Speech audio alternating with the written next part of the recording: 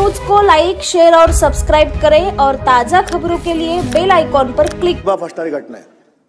अध्यक्ष महोदय, कल्याण मध्ये एक योगीधाम नावाची सोसायटी आहे आणि या योगीधाम सोसायटी मध्ये महाराष्ट्र पर्यटन विकास महामंडळाचे एमटीडीसीचे मध्ये अकाउंटंट असलेले मॅनेजर अखिलेश शुक्ला राहतात।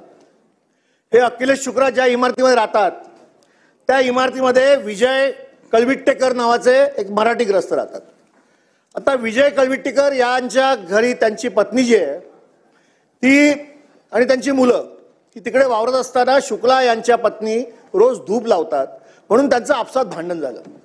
साहेब, भांडण एवढं विकोपाला गेलं की ते असं म्हणाले की तुम्ही काय बता पोलीस स्टेशनला, मुख्यमंत्री कार्यालयातून एक फोन येईल, तुम्हाला परत यावं लागेल।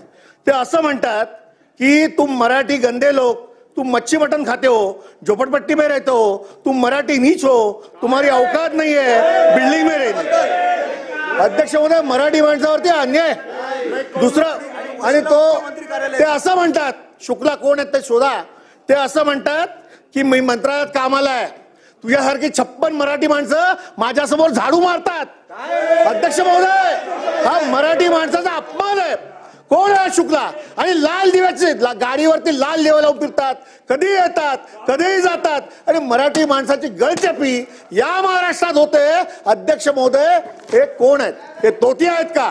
हे अधिकारी असतील आणि मुख्यमंत्री कार्यालयातून फोन येईल। ठीक आहे, मुख्यमंत्री कार्यालयातून फोन येईल, पोलीस स्टेशनला तुमची केस घेतली जाणार नाही। एवढी दादागिरी असेल तर या महाराष्ट्रात मारलं सर्वांना आणि त्याने बाहेरची लोक आणून सगळ्यांनी त्या मराठी माणसाला मारहाण केली। तो माणूस आज हॉस्पिटलमध्ये सिरियस आहे।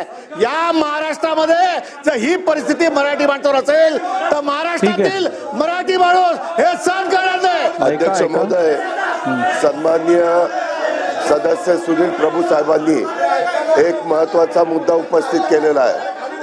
हा महाराष्ट्र शिवशाहू फुले आंबेडकरांचा नाहीये का?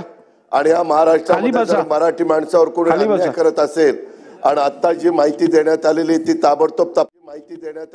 ताबडतोब तपासून तो अधिकारी किती मोठ्या बापाचा असला तरी त्याची हायगाई केली जाणार नाही, त्याच्यावर कारवाई केली जाईल आणि ह्या कारवाईच्या माध्यमातून महाराष्ट्रातल्या प्रत्येक मराठी माणसाचा मान सन्मान या राज्यामध्ये हा निश्चितपणे ठेवला जाईल।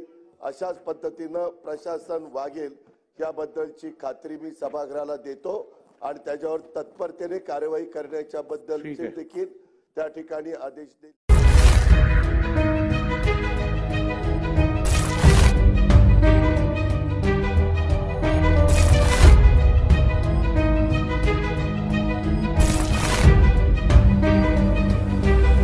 क्राइम लाइन न्यूज को लाइक, शेयर और सब्सक्राइब करें और ताजा खबरों के लिए बेल आइकॉन पर